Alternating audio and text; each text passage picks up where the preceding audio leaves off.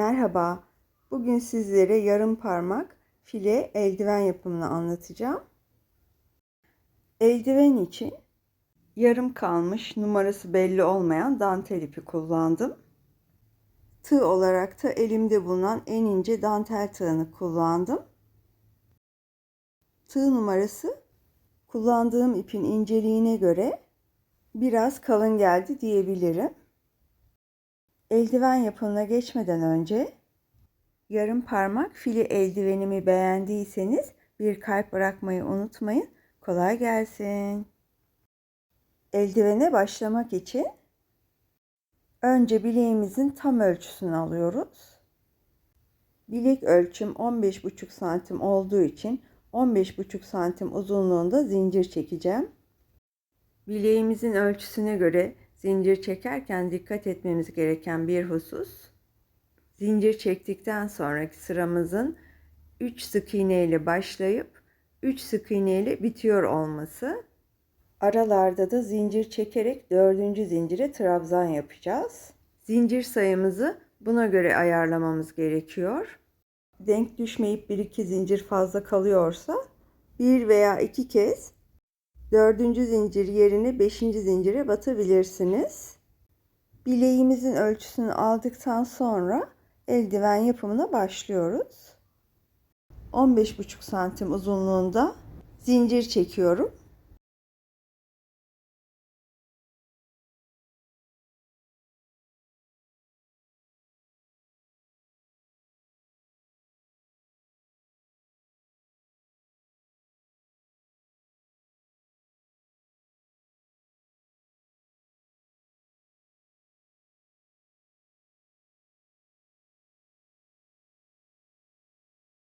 Evet, zincirimizi çektikten sonra artı 3 zincir çekip tığımıza ip dolayıp 4. zincire batarak ikili trabzan yapıyoruz. Yani önce 2 ilmeğin içinden ip çıkartıyoruz. İp dolayıp tekrar 2 ilmeğin içinden ipimizi çekiyoruz. Hemen yanındaki zincire de ikili trabzan yaparak kenar zincirimiz dahil toplamda 3 trabzan elde etmiş oluyoruz. 3 zincir çekip ip dolayıp 4. zincire batarak yine ikili trabzan yapıyoruz.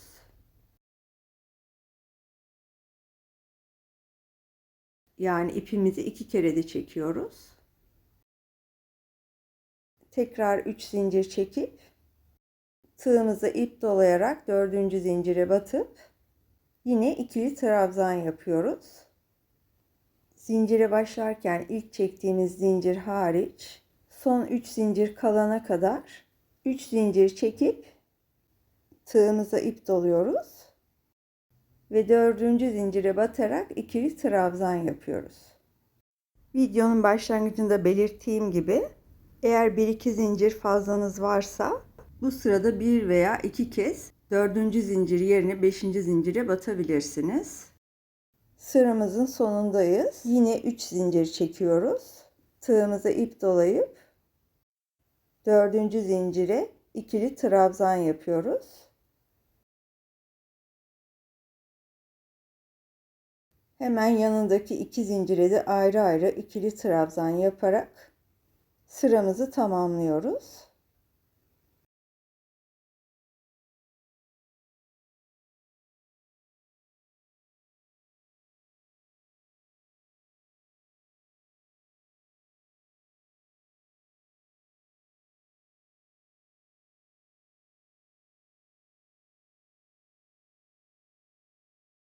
İkinci sıramızın başlangıcında bir zincir çekiyoruz. İp dolamadan ilk trabzanın tepesine batarak sık iğne yapıyoruz. Ardından diğer 2 trabzanın tepesine de batarak 2 sık iğne daha yapıyoruz.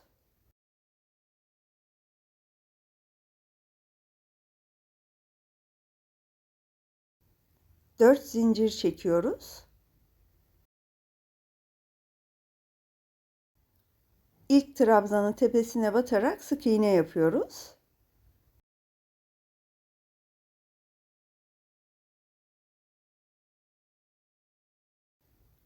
Tekrar 4 zincir çekiyoruz. Bir sonraki trabzanın tepesine batarak sık iğne yapıyoruz. Sıra sonundaki 3 trabzana kadar 4 zincir çekip her trabzanın tepesine sık iğne yaparak ilerliyoruz.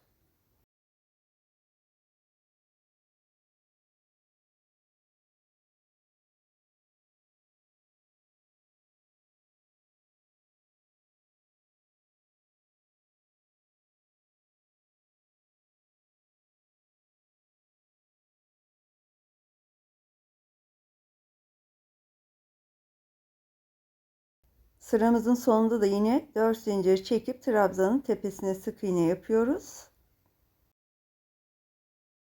Tekrar 4 zincir çekiyoruz. Ve 3 trabzanın tepesine 3 sık iğne yaparak sıramızı tamamlıyoruz.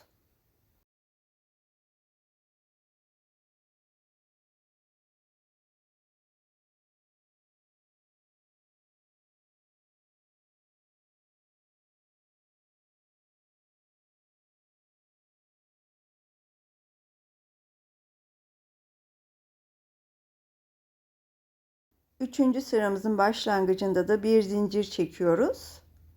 Tığımıza ip dolayıp ilk sık iğnenin tepesine ikili trabzan yapıyoruz.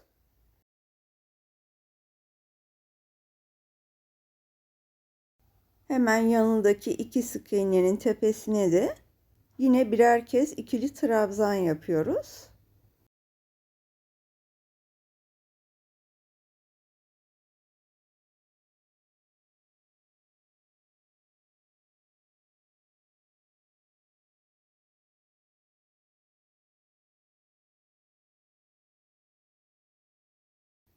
Bu aşamadan sonra file görünümlü boşluklara 3 tane ikili trabzan yapıyoruz.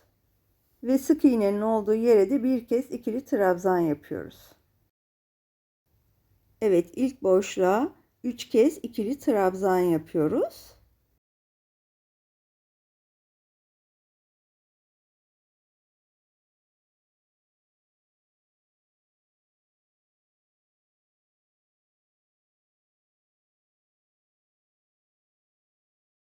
Sık iğnenin olduğu yere bir kez ikili trabzan yapıyoruz.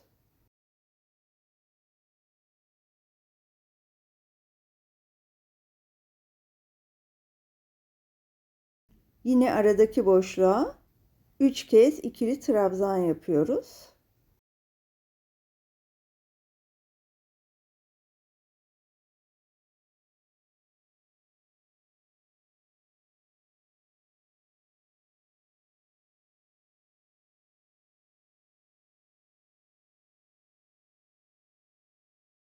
Ve sık iğnenin tepesine batarak bir kez ikili trabzan yapıyoruz.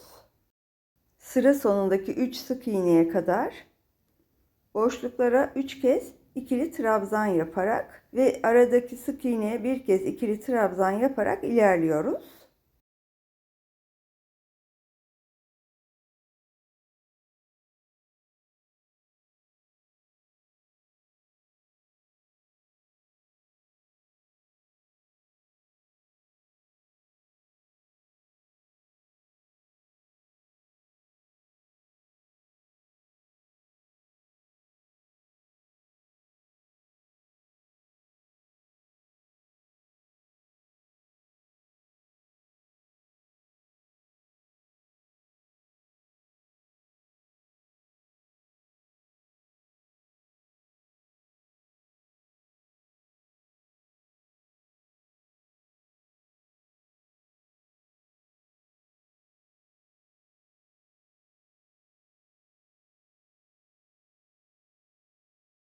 Sıra sonunda 3 sık iğneden önceki boşluğa da 3 kez ikili trabzan yaptıktan sonra sondaki 3 sık iğnenin tepesine de birer kez ikili trabzan yaparak sıramızı tamamlıyoruz.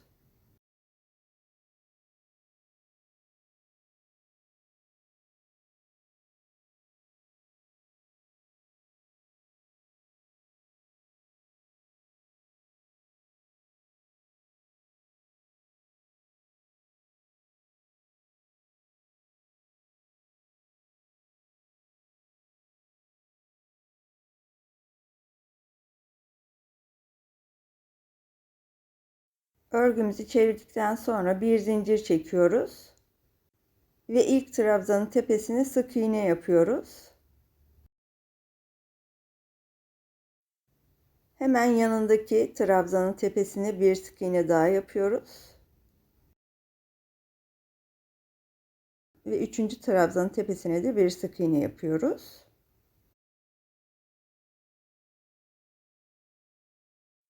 Dört zincir çekiyoruz.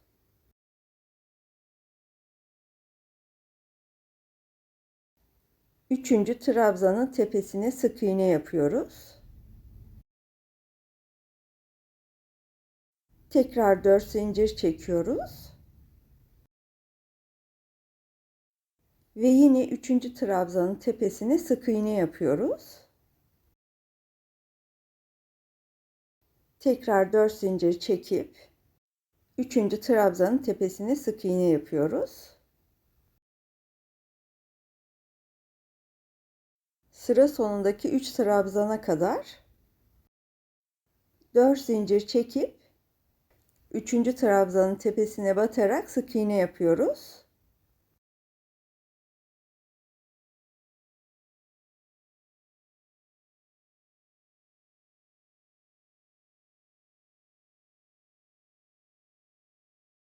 Sıra sonunda 4 zincir çekip yine üçüncü trabzanın tepesine sık iğne yapıyoruz. Son iki trabzanın tepesine de birer sık iğne yaparak sıramızı tamamlıyoruz.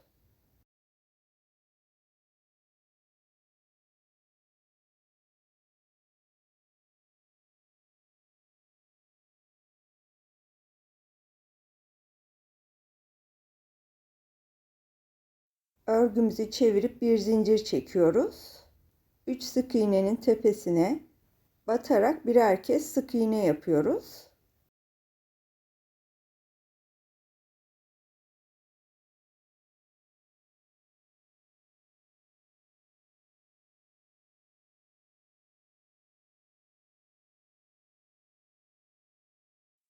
Dört zincir çekiyoruz. Ve ilk boşluğa batarak sık iğne yapıyoruz.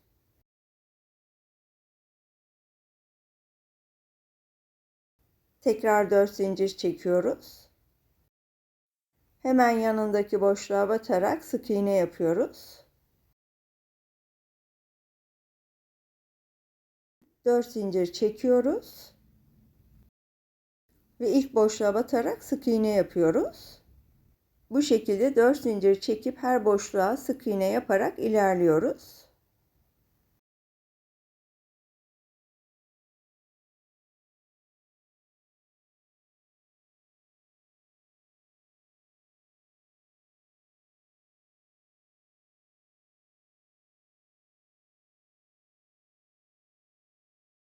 Sıramızın sonundaki boşluğa da batarak sık iğnemizi yapıyoruz ve ardından 4 zincir çekip ilk sık iğnenin tepesine bir sık iğne yapıyoruz.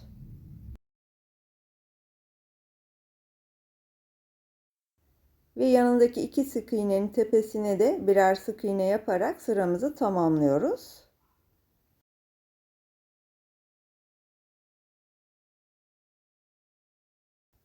Örgümüzü çeviriyoruz ve bir zincir çekiyoruz. Ve sıra başındaki 3 sık iğnemizi yapıyoruz.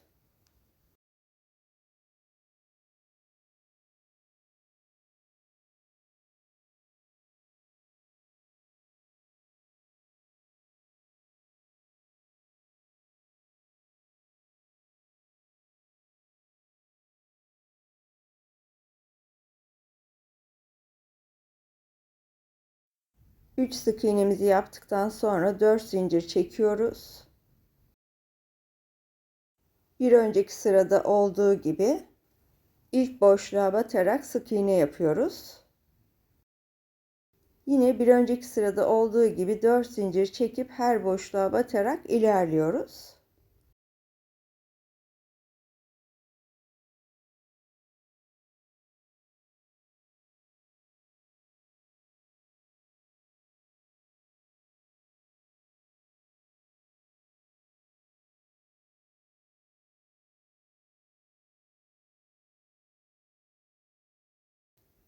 Sıra sonundaki boşluğa da batarak sık iğnemizi yaptıktan sonra 4 zincir çekiyoruz.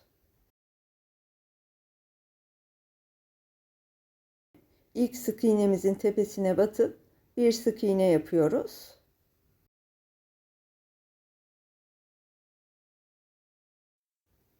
Ve hemen yanındaki 2 sık iğnenin tepesine batıp birer sık iğne daha yaparak sıramızı tamamlıyoruz.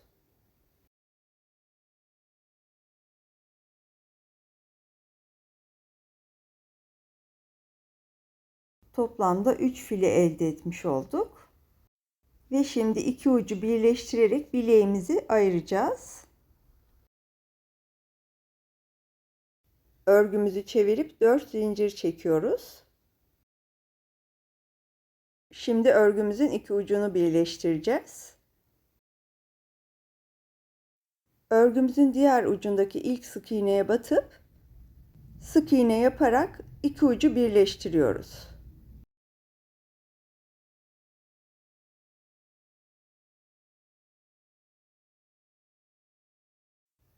Daha sonra hemen yanındaki sık iğnenin tepesine batarak bir sık iğne yapıyoruz.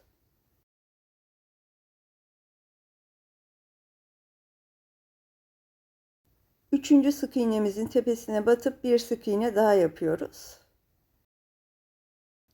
4 zincir çekiyoruz. Ve ilk boşluğa sık iğne yapıyoruz. Yine bir önceki sıralarda yaptığımız gibi 4 zincir çekip her boşluğa sık iğne yaparak ilerliyoruz.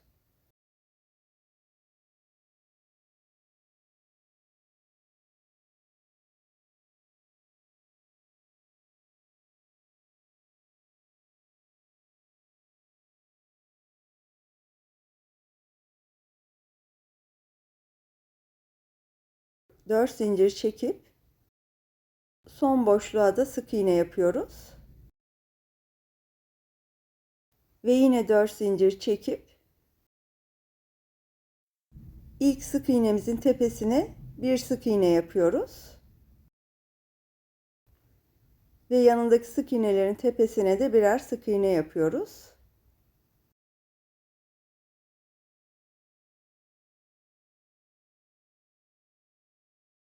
İki ucu birleştirmek için çektiğimiz 4 zincire boşluğa batarak 4 sık iğne yapıyoruz.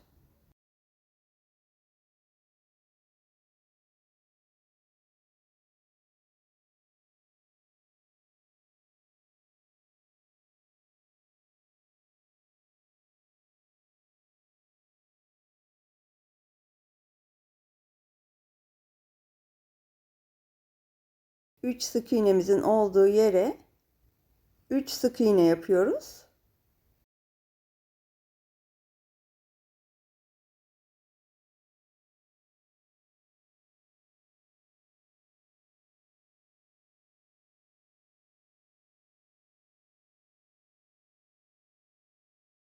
Üç sık iğneden sonra 4 zincir çekiyoruz.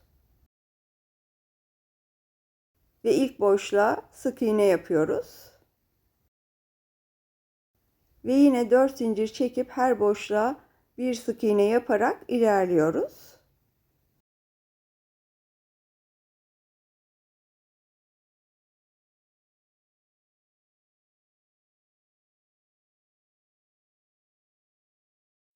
Sıra sonunda da 4 zincir çekip son boşluğumuza sık iğne yapıyoruz. Yine 4 zincir çekip üçüncü sık iğnemizin tepesine bir sık iğne yapıyoruz.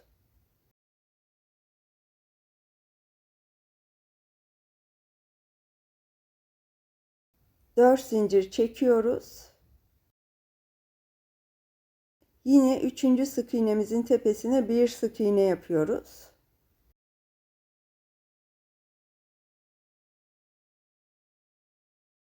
Dört zincir çekiyoruz. 3. sık iğnenin tepesine bir sık iğne yapıyoruz.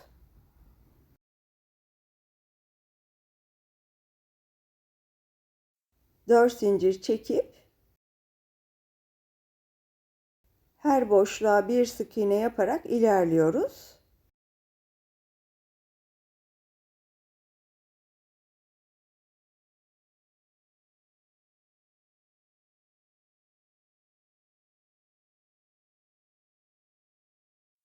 Evet, bileğimizi ayırdığımız bölümdeyiz. Yine 4 zincir çekiyoruz. Bilek üstündeki boşluklara da batarak birer sık iğne yapıyoruz.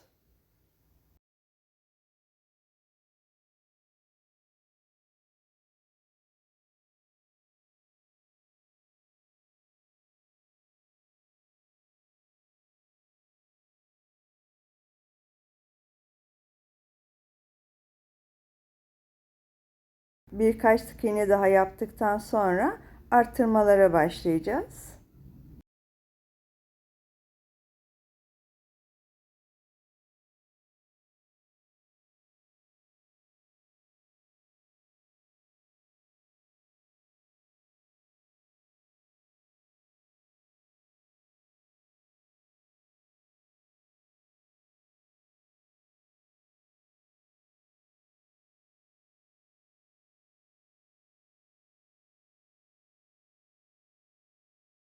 Elimizin baş parmağı doğru genişleyen yerinden itibaren artırmalar yapacağız.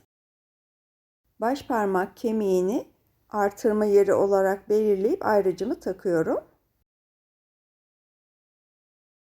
Örgümüze kaldığımız yerden devam edip ayracın olduğu yere kadar gelelim. 4 zincir çekip ayracın yanındaki boşluğa da sık iğne yapıyoruz.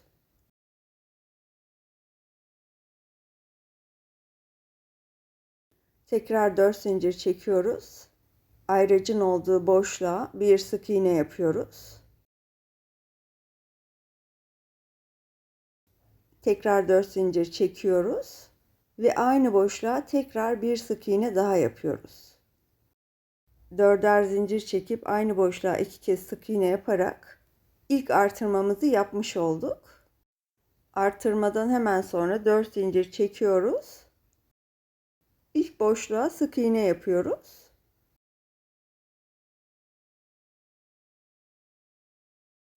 Artırma yaptığımız yer bu şekilde görünüyor. Artırma yaptığımız yere gelene kadar 4 zincir çekip yine her boşluğa birer sık iğne yaparak ilerleyeceğiz.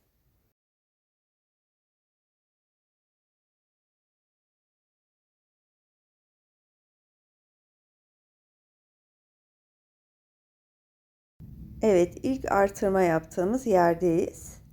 Artırma yaptığımız yerde tekrar artırma yapacağız. 4 zincir çekiyoruz. Artırma yaptığımız yerin yanındaki boşluğa bir sık iğne yapıyoruz. 4 zincir çekiyoruz. Ayracın olduğu yere sık iğne yapıyoruz.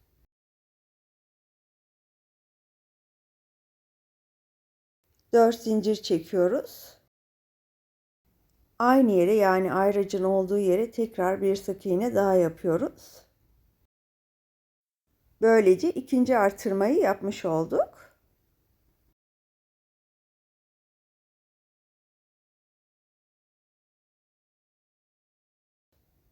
Dört zincir çekiyoruz. Hemen ilk boşluğa sık iğne yapıyoruz. 4 zincir çekip her boşluğa bir sık iğne yaparak ve artırmaları yaparak ilerliyoruz.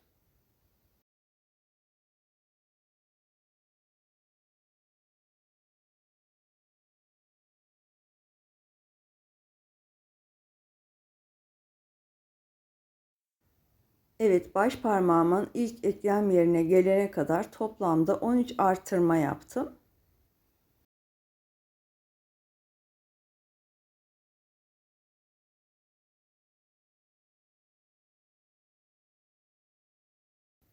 ...13 artırmadan sonra artırmayı durdurarak baş parmağımı oluşturabilmek için artırma yapmadan birkaç sıra daha öreceğim.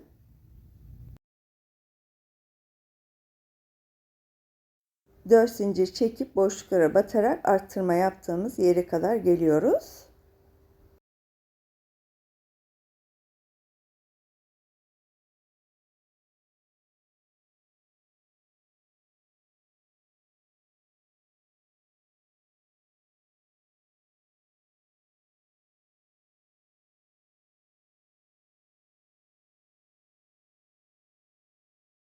Artırma yaptığım yerdeyim.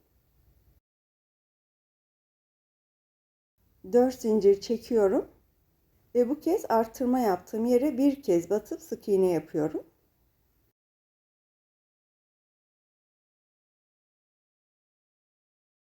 Dört zincir çekip hemen yanındaki boşluğa bir sık iğne yapıyorum.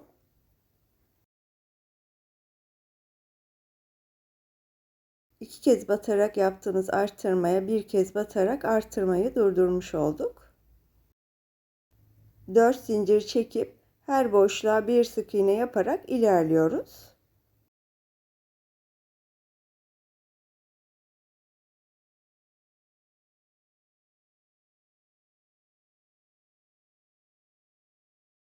Tekrar arttırma yerindeyiz. Yine arttırma yapmadan her boşluğa bir kez sık iğne yaparak devam ediyoruz.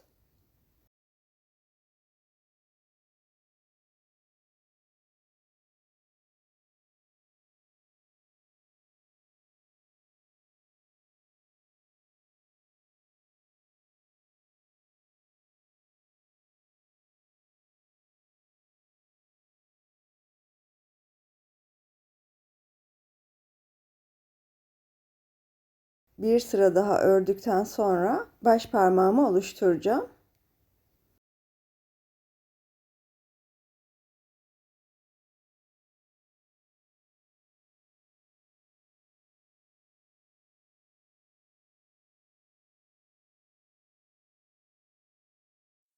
On üç artırmadan sonra toplam 3 sıra ördüm.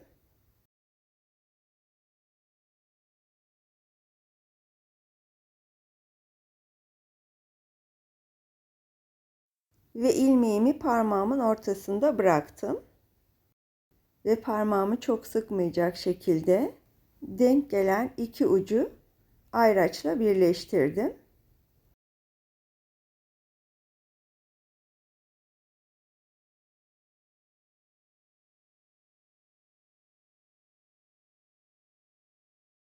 Dört zincir çekip boşluklara sık iğne yaparak ayracın olduğu yere kadar geliyorum.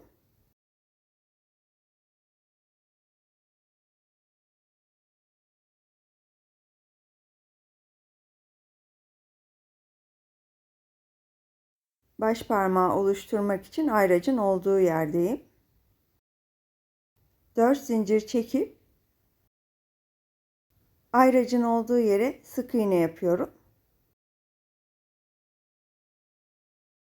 İki ucu birleştirmek için 4 zincir çekiyorum.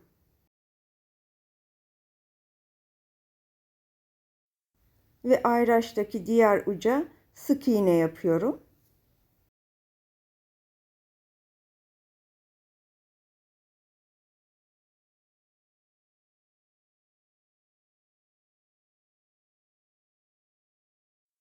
Böylece baş parmağımızı ayırmış olduk.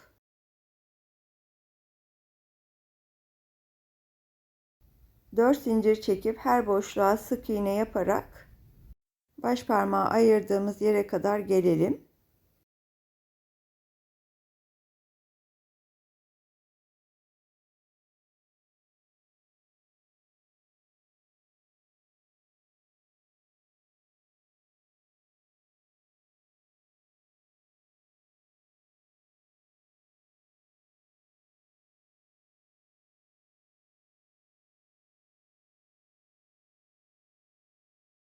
4 zincir çekiyoruz. Ve 4 zincir çekip parmağı ayırdığımız yere batıp sık iğne yapıyoruz. Tekrar 4 zincir çekip her boşluğa batıp sık iğne yapıyoruz.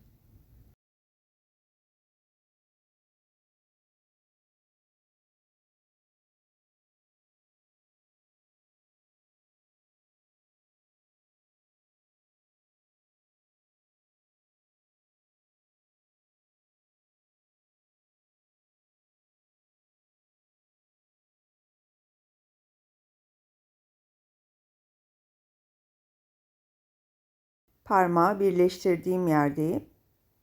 4 zincir çekiyorum. Ara yerdeki ilk boşluğa sık iğne yapıyorum. 4 zincir çekiyorum ve yanındaki boşluğa sık iğne yapıyorum. Bu aşamadan sonra istediğim uzunluğa gelene kadar 4 zincir çekip her boşluğa bir sık iğne yaparak ilerliyorum.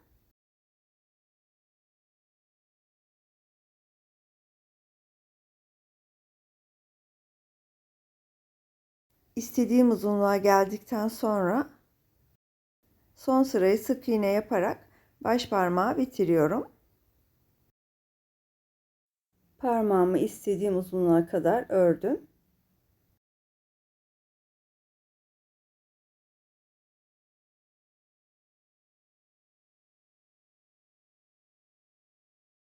Parmağın iç tarafındayız. 4 zincir çekip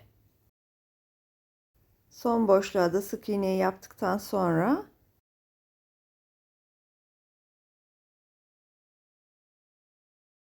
zincir çekmeden hemen yanındaki boşluğa 3 sık iğne yapıyorum.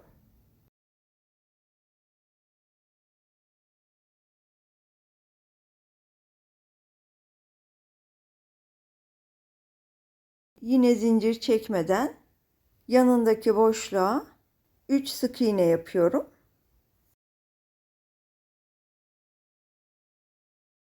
Bu şekilde her boşluğa 3 sık iğne yaparak ilerliyorum.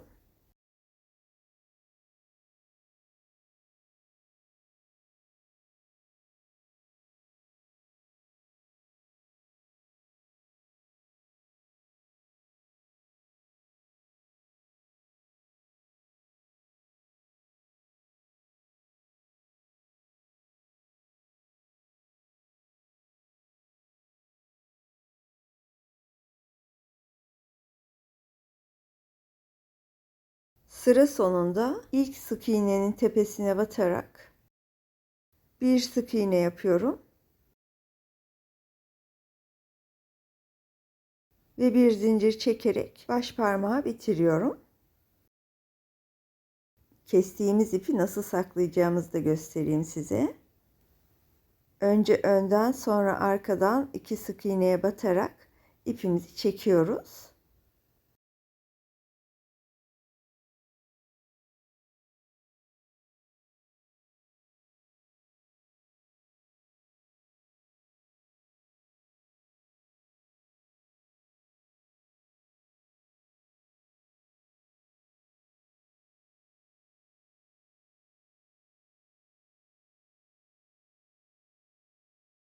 Dışarıda kalan fazlalığı da makasla kesiyoruz.